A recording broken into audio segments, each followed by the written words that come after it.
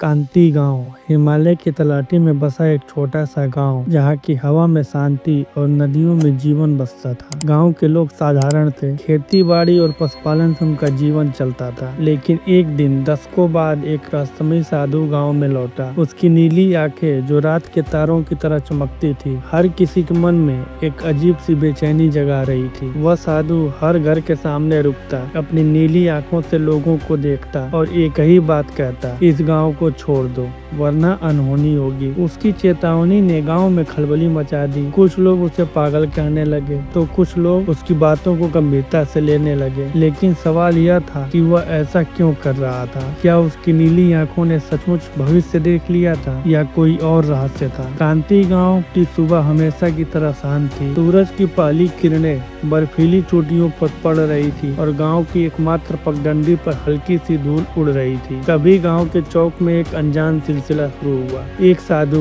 जिसके लंबे सफेद बाल हवा में लहरा रहे थे और जिसके कंधे पर एक पुराना झोला लटक रहा था, धीरे धीरे गांव में दाखिल हुआ। उसकी नीली आंखें ऐसी थी मानो उनमें समुद्र की गहराई समाई हो। गांव के बुजुर्गों ने उसे देखते ही फुसफुसाना शुरू कर दिया, यह वही साधु है, 50 साल पहले भी यही आया था। साधु ने गांव के बीचों बीच एक पुराने बरगद के पेड़ के नीचे अपनी छड़ी गाड़ दी और बैठ गया। बच्चे, औरतें और बूढ़े सभी उसे घेर कर खड़े हो गए। उसने अपनी आंखें उठाई और एक एक चेहरे को गौर से देखा। फिर उसने अपनी गहरी आवाज में कहा, इस गांव को छोड़ दो, समय कम है। लोगों में खुसुर फुसुर शुरू हो गई। गांव का मुखिया रघुनाथ, जो अपनी बुद्धिमानी के लिए जाना जाता था, आगे बढ़ा और बोला, साधु बाबा, आप ऐसा क्यों कह रहे हैं? हमारा गांव तो सुख शांति से चल रहा है, क्या खतरा है? साधु ने जवाब नहीं दिया। उसने सिर्फ अपनी नीली आंखें रघुनाथ पर टिका दी और ऐसा लगा जैसे वह रघुनाथ के मन को पढ़ रहा हो। फिर वह धीरे से बोला, सच जानने की हिम्मत चाहिए मुखिया, लेकिन सच सुनने के बाद तुम्हें यह गांव छोड़ना होगा। रघुनाथ ने उसकी बात को हल्के में लिया, लेकिन गांव के कुछ लोग डर गए। साधु की नीली आंखें और उसकी चेतावनी ने उनके मन में एक अजीब सा डर बिठा दिया।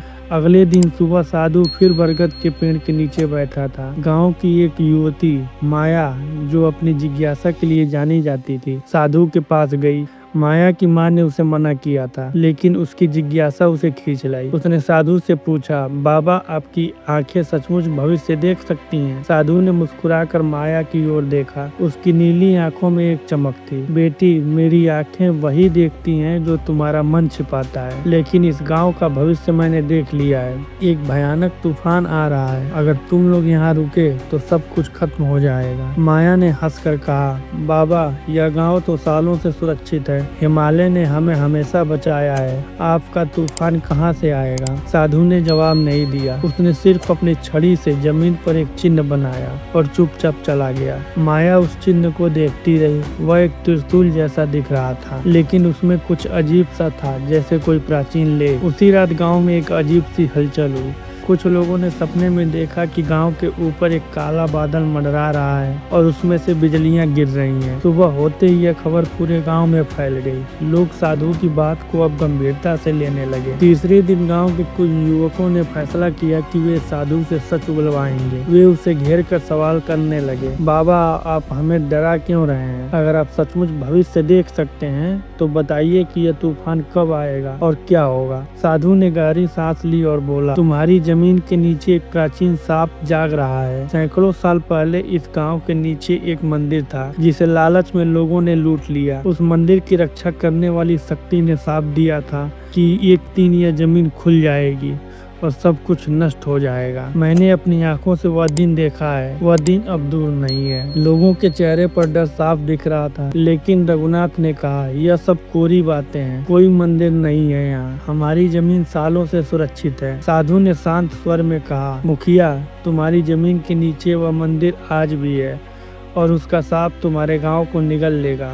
रघुनाथ ने साधु की बात को जांचने का फैसला किया। उसने गांव के कुछ मजबूत युवकों को इकट्ठा किया और उस जगह की खुदाई शुरू करवाई जहां साधु ने त्रिशूल का चिन्ह बनाया था। माया भी वहां मौजूद थी। जैसे जैसे खुदाई आगे बढ़ी, जमीन के नीचे से कुछ प्राचीन पत्थर निकलने लगे। उन पत्थरों पर अजीब सी नक्काशी थी जो किसी प्राचीन भाषा में लिखी हुई थी। रात होने तक खुदाई में एक बड़ा सा गड्ढा बन गया और फिर एकाएक जमीन से एक ठंडी हवा निकली। गड्ढे के नीचे एक पुराना मंदिर दिखाई दिया, जिसके द्वार पर एक विशाल त्रिशूल बना था। मंदिर के अंदर एक अंधेरा था जो देखने वालों के मन में डर पैदा कर रहा था। माया ने साधु से पूछा, बाबा यह मंदिर तो सचमुच है, लेकिन हमें अब क्या करना चाहिए? साधु ने कहा, इस मंदिर में एक प्राचीन शक्ति है। इसे शांत करने का एकमात्र तरीका है कि तुम सब इस गांव को छोड़ दो। अगर तुम रुके तो यह शक्ति जाग जाएगी और सब कुछ नष्ट कर देगी। गांव में एक सभा बुलाई गई। कुछ लोग साधु की बात मानकर गांव छोड़ने को तैयार थे, लेकिन रघुनाथ और कुछ अन्य लोग इसके खिलाफ थे। रघुनाथ ने कहा, यह हमारा घर है, हम इसे नहीं छोड़ सकते। अगर कोई सांप है तो हम उसका सामना करेंगे। माया ने सुझाव दिया, क्यों न हम मंदिर के अंदर जाकर देखें, शायद वहाँ कोई समाधान मिले। रघुनाथ ने माया की बात मान ली। उसने कुछ बहादुर युवकों को चुना और साधु के साथ वे मंदिर के अंदर गए। मंदिर के अंदर एक अंधेरी गुफा थी, जिसके अंत में एक विशाल मूर्ति थी। वह मूर्ति एक देवी की थी, जिसके हाथ में त्रिशूल था। मूर्ति के सामने एक प्राचीन शिलालेख था। साधु ने उसे पढ़ा और बोला, यह शिलालेख कहता है कि इस शक्ति को शांत करने के लिए एक बलिदान चाहिए,